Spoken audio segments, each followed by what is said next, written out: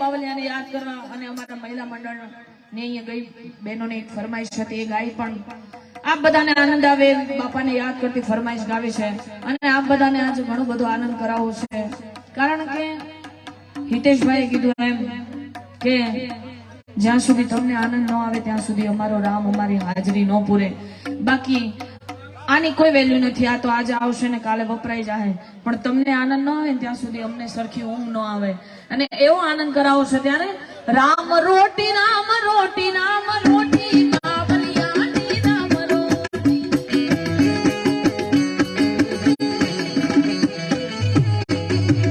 રામ રોટી રામ રોટી રામ રોટી બગદાણાની રામ રોટી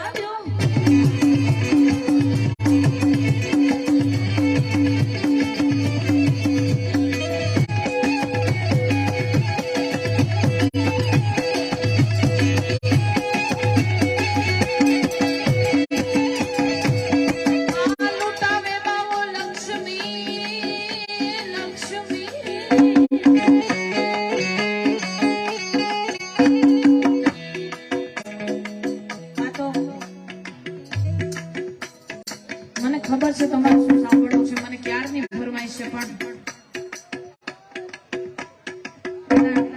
જેના લીધે આપણે આવું બધો આનંદ કરીએ છીએ એને યાદ કરવા પડે, માને યાદ કરવી પડે, એવી ચોટીલા વાળીને યાદ કરીએ આપણે. ત્યારબાદ શિવને યાદ કરીએ, શક્તિને યાદ કરીએ અને પછી ધીમે ધીમે તમારી ફરમાઈશ બાજુ જવું છે મારે. પણ એક પછી બધી ફરમાઈશ આવે એટલે તમને આનંદ આવશે, આનંદ કરાવીશ. પણ ફરમાઈશ બધી અહીં જમા રાખી છે, પછી બધી ફરમાઈશ પૂરી કરીશ. મારી આજે માવડીઓની ઘણી બધી ફરમાઈશ છે એટલે આજે મને ખૂબ આનંદ છે. પણ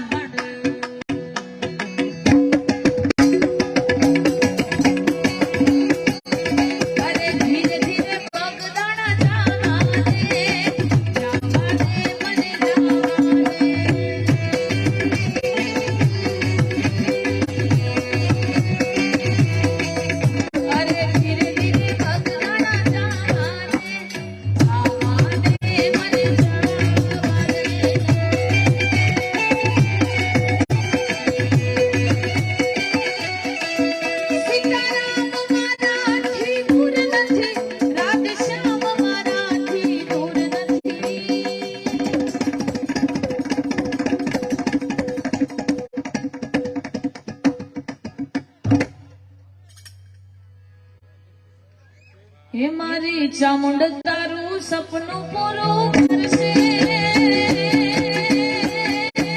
એ ભૈલા કરશે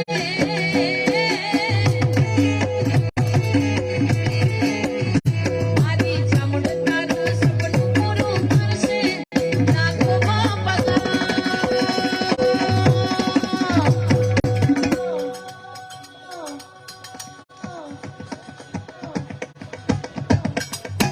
રેણી કેણી જોઈ દુનિયા કરશે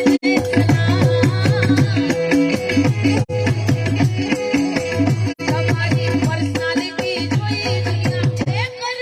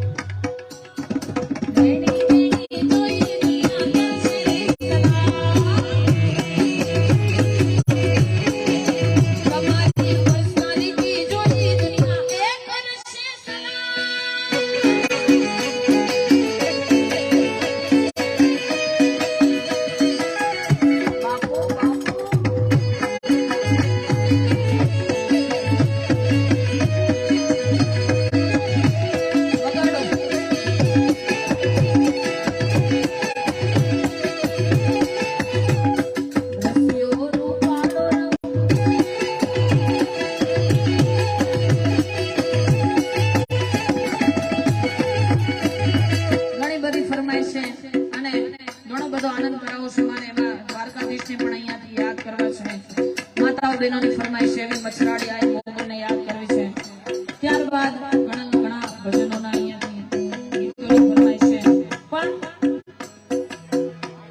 આ ઓખો તો દુનિયાથી નોખો કહેવાય મારા દ્વારિકાના દેવની વાત જ નો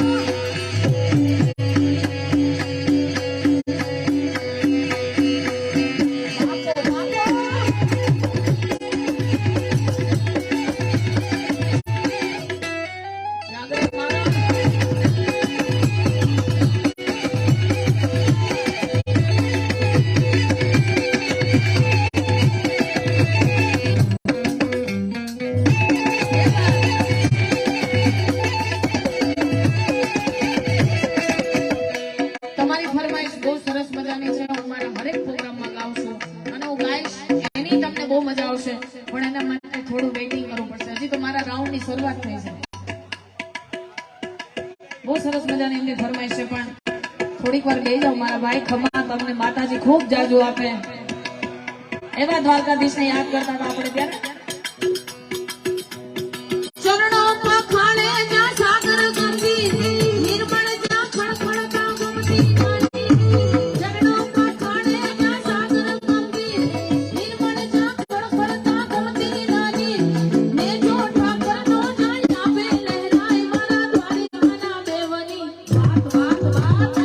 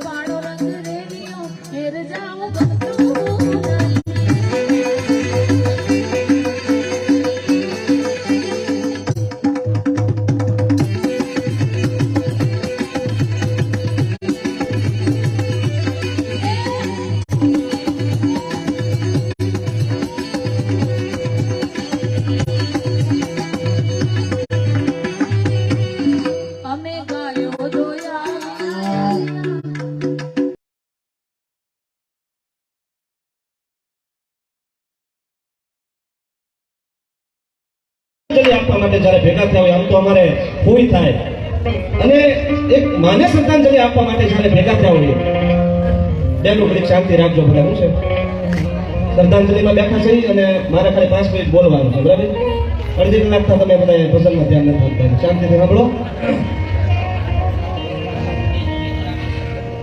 ધ્યાનનો વાતો કરે દશા નિમિત્તે બેઠા શ્રદ્ધાંજલિ આપવા બેઠા એક મરણના ક્રમમાં બેઠા હોય ત્યારે આપણે કલાક 2 કલાક હોય એક જીવને શ્રદ્ધાંજલિ આપવા માટે જ્યારે ભેગા થયા હોય એક આત્માને શબ્દરૂપી માનવ મરણ છે અને આપણે આપણે બધા ભેગા છીએ અત્યારે બેઠા છીએ એક આત્માને પરમ કૃપાળુ પરમાત્માના શરણમાં જ્યારે વાસતો હોય અને એ આત્માને શ્રદ્ધાંજલિ આપવા માટે જ્યારે ઉજળા પરિવારમાં એટલે ઘોઘાઈ પરિવારમાં જ્યારે ભેગા થયા હોય તો એક બે નાની વાત કરવી છે સાહેબ. માનું મહત્વ સંસારમાં શું હોઈ શકે?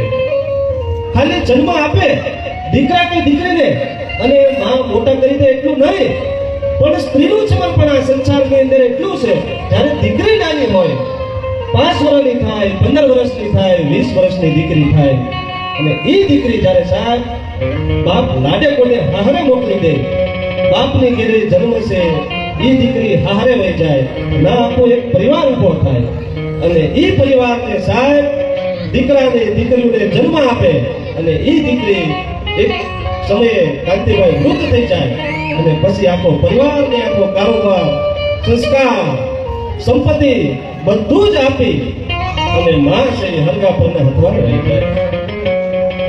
આમ તો જ્યારે જરૂર પડે પરિવારમાં ત્યારે બાપ બધું જ લાવી દે. દીકરીના લગ્ન હોય ત્યારે ખરીદી કરતા હોય, બાપની પરિસ્થિતિ નાજુક હોય છતાં દીકરીને જે જોતું હોય એ બાપ કોઈ દી ના ન પાડે. અને સાહેબ માનું પાત્ર એવું સંસારની અંદર છે, 4 ઓરડામાં જીવનારું પાત્ર કાંતિભાઈ. એ માને તમે સાહેબ કાંઈ નો નહીં કહો, માને કોઈ દિવસ આશા ન હોય, પણ દિવાળીએ એક ખાલી દીકરો હાથનો લઈ દે, આખું વર્ષ માં કાંઈ બોલે નહીં, બસ એટલામાં રાજી થઈ જાય.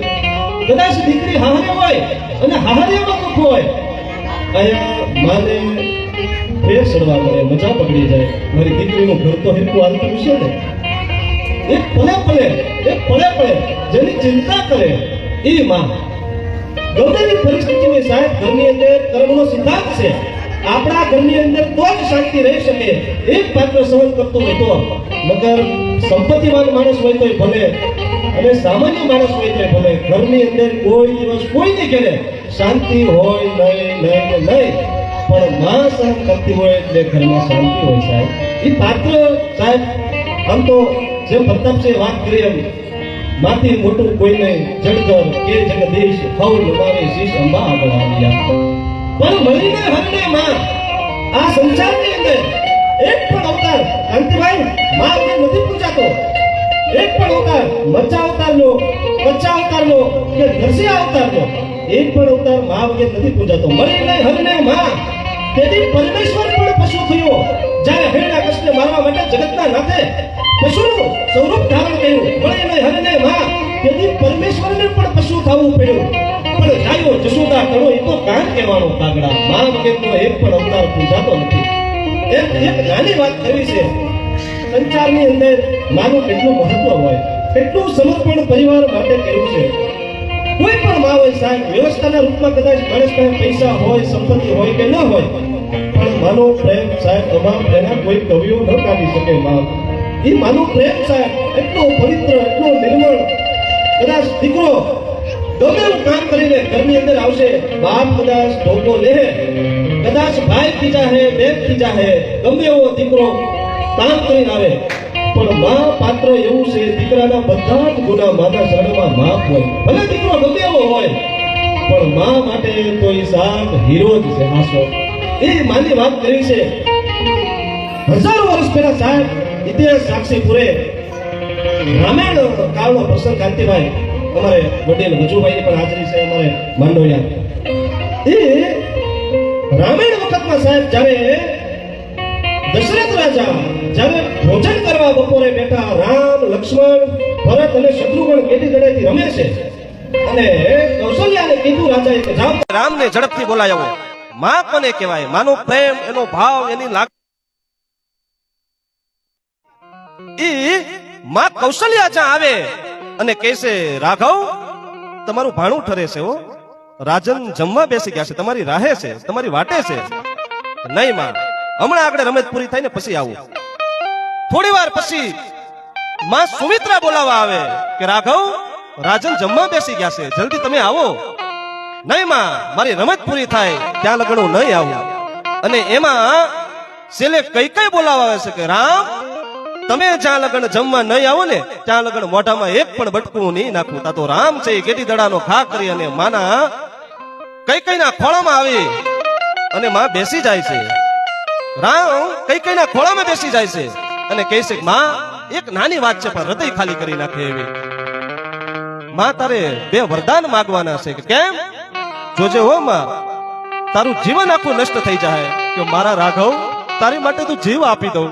મારા દીકરા શું છે બોલ, હું જે કાર્ય આજે કવિની કલ્પના શું હોઈ શકે?